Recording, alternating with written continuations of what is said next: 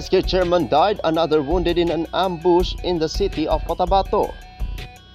The remains of Seaman Second Class, one of the three who died after being crushed by the collapsed San Remigio Sports Complex in the province of Cebu.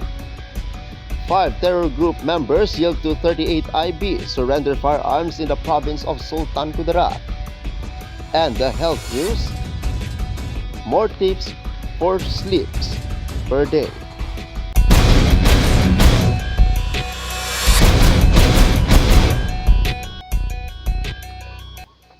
Good day, I'm Apolinario 30 Dignadice Valencia, and this is the weekend news. SK chairman died. Another wounded in an ambush in the city of Cotabato. A policeman also wounded in a hot pursuit operation.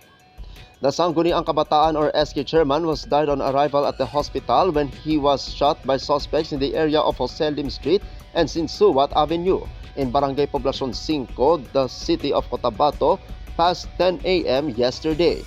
In a report from the Cotabato City Police Office, the victim was identified as Prince Mohas Matano, SK chairman of Poblacion 5, the city of Cotabato. His brother, Muammar Salvador Matano, was wounded. According to the report, the victims were riding in a red Toyota Race with plate number NFJ 8206 when they were shot while riding in tandem with suspects. Police Station 1 immediately conducted a hot pursuit operation and caught up with the suspects. The suspects exchanged gunfire with the police, hitting one of them. A patrolman was also wounded in the hot pursuit operation. The Salakot team recovered no less than 94 empty bullets from the crime scene.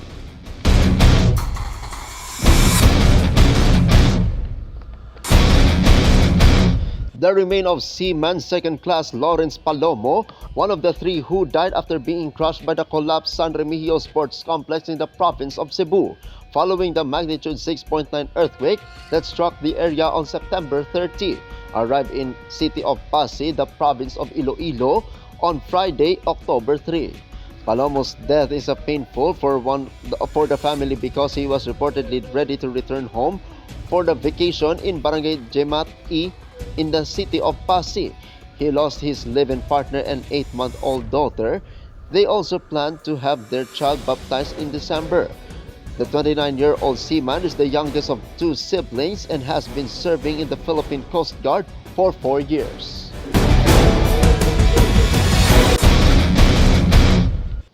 Five terror groups members yield to 38 IB, surrender firearms in the province of Sultan Kudarat. 3 former Communist Terrorist Group or CTG members and 2 former Local Terrorist Groups or LTG members have surrendered to the 38th Infantry We Clear Battalion, bringing with them 5 firearms, including 2 homemade M79 grenade launchers, 2 M1 carbine rifles, and an M653 rifle with magazines and live ammunition.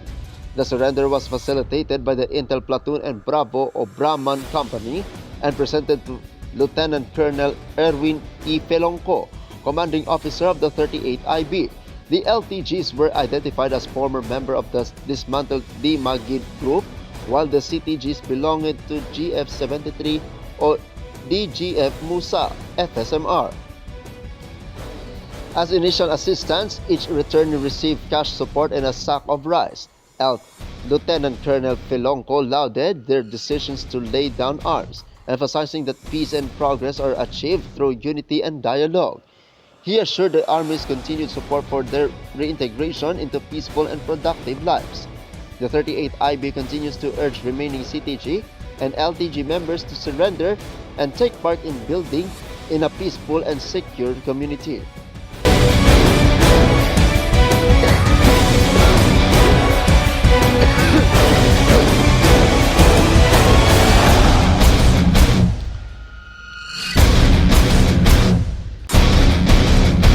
The local government of Tampakan has assisted by providing medical supplies and equipment, including 24 sacks of rice for those affected by the earthquake in the municipality of Daan Bantayan in the province of Cebu. Tampakan Mayor Leonard Escobillo personally delivered the aid, which was received by Mayor Gilbert Arabis Jr. Also among those delivering the aid was South Cotabato Liga President Board Member Neil Ryan Escobillo. The equipment was provided in a command center. This is the result of the cooperation of Tampaqueños to deliver aid to our fellow citizens in need.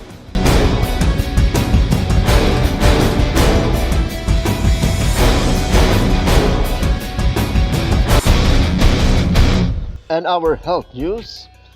Although most of us want to have a good 7 to 8 hours of sleep per day, the truth is that we don't do it. And we only get 5 to 6 hours or sometimes even less. Because of this, many of us take naps to relieve our sleeplessness. 3 types of naps or naps can help you. The first, the planned nap or polylactic nap. This nap is done when you know you will wake up later or can sleep right away because you need to finish some work. It helps you to be alert and awake. Second is the emergency nap or safety nap. This is the most common nap that people take. You do this when you have to drive a car and you are sleepy. Before you drive, take a nap first to get rid of your sleepiness. If your emergency nap is repeated, it is a sign that you are not getting enough sleep. And the last is the habitual nap. This is taking a nap at the same time every day. You may not notice it, but usually when you eat, people often take a nap. You must take a nap every hour. It should be quick. According to a study, a minute nap provides the greatest benefit to get rid of sleepiness and allows the person to think clearly. If your nap lasts longer, it can cause negative effects, such as feeling more sleepy. You should take a nap for 10 to 15 minutes to get the most benefits.